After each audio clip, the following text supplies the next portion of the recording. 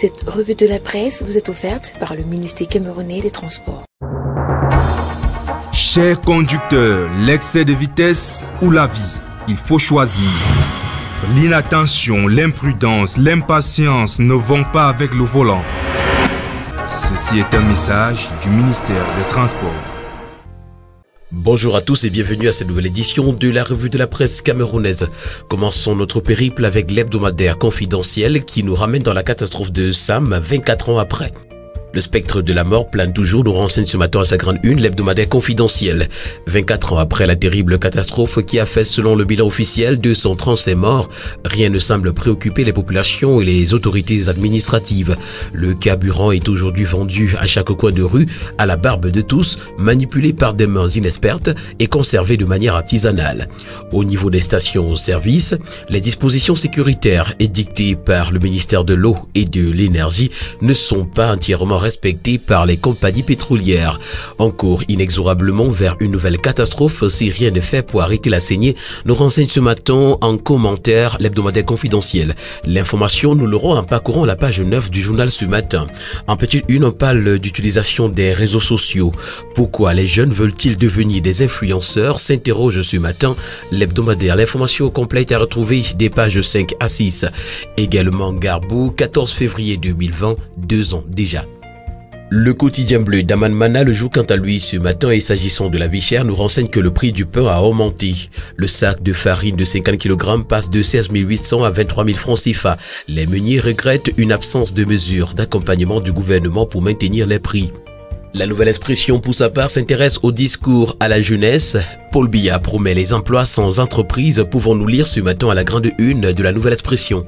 D'après la Nouvelle Expression ce matin, pour nombre de jeunes et d'observateurs, les statistiques que le chef de l'État a données dans son discours du 10 février à ses chers petits compatriotes sont plus visibles dans le discours que sur le terrain. Financement de 8 430 projets, 119 clusters économiques, 132 villages pionniers de seconde génération, ainsi que la création de près de 22 000 emplois directs.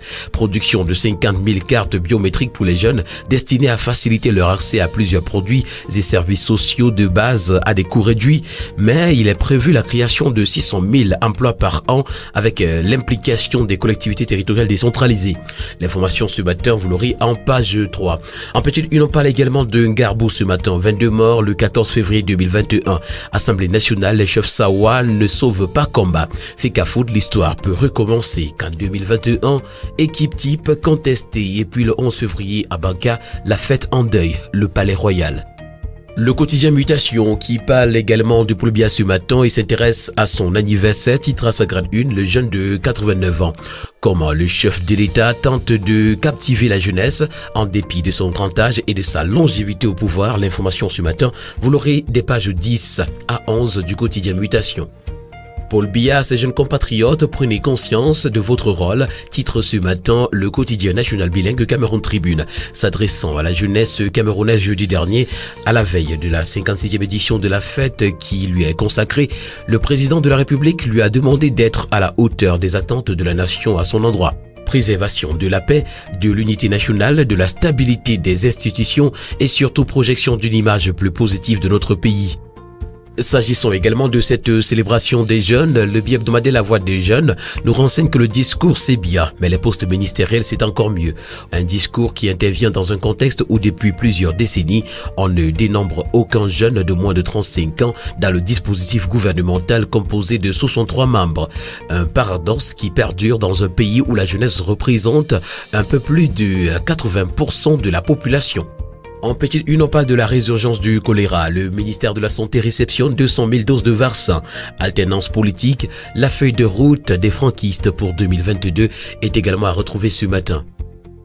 Le Pélican, qui parle également de la 56e édition de la Fête nationale de la jeunesse, nous présente l'appel du président de la République à la jeunesse de la diaspora. Coopération Cameroun-Australie également, un holding d'industrie verte FFI au port de Kribi. Le quotidien dans son édition spéciale et s'agissant du président de la République à la jeunesse titre « Mon testament à la nation ». Saisissez les opportunités, préservez l'héritage, respectez les aînés, respectez les valeurs. L'information complète à lire ce matin dans les colonnes du quotidien. Le quotidien est singant pour sa part, parle de l'anniversaire et de la fête de la jeunesse, hommage et prescription du chef de l'État. En petite une, on parle de Serge Nguessan et Denis Lukumbusu. Ils ternissent l'image de la Côte d'Ivoire au Cameroun, nous renseigne ce matin le quotidien. Le tri-hebdomadaire L'Oeil du Sahel pour sa part ce matin nous parle de l'affaire Ali Youssouf et nous renseigne que le Lamido de Garoua refuse de se faire entendre. Le bi-hebdomadaire L'Anecdote qui en parle amplement ce matin nous présente les jours sombres du Lamido à sa grande une. Alors que la liste des principaux suspects du meurtre du jeune Ali Youssouf se précise, un vent de panique générale s'est emparé du Lamida. Cité sur le banc des accusés, Ibrahim El Rachidine, entendu par le tribunal militaire, subit la colère des populations en furie qui exigent sa destitution du trône. À la une du magazine Défi Actuel ce matin, Emmanuel de Tali, directeur général de la SABC, s'exprime. Notre groupe est un héritage de tous les Camerounais. Le journal Repère pour sa part sa grande une titre Ganoudou Messi, le kleptocrate sévit encore. Les derniers faits d'armes du ministre des Travaux publics confirment sa détermination à saigner les caisses de l'État à son propre profit, nous renseigne ce matin le journal Repère. L'information au complet, vous l'aurez en page 4. Assemblée nationale, l'assurance maladie emporte Gaston Combat. Approvisionnement, la Kamwata en eau trouble. L'hebdomadaire Forum Libre qui en parle également ce matin titre à sa grande une, préavis de grève à Kamwata quand les syndicats et les retraités se trompent de cible. À la une du bi-hebdomadaire, l'Indépendant ce matin, succession, vrai et faux dauphin putatif.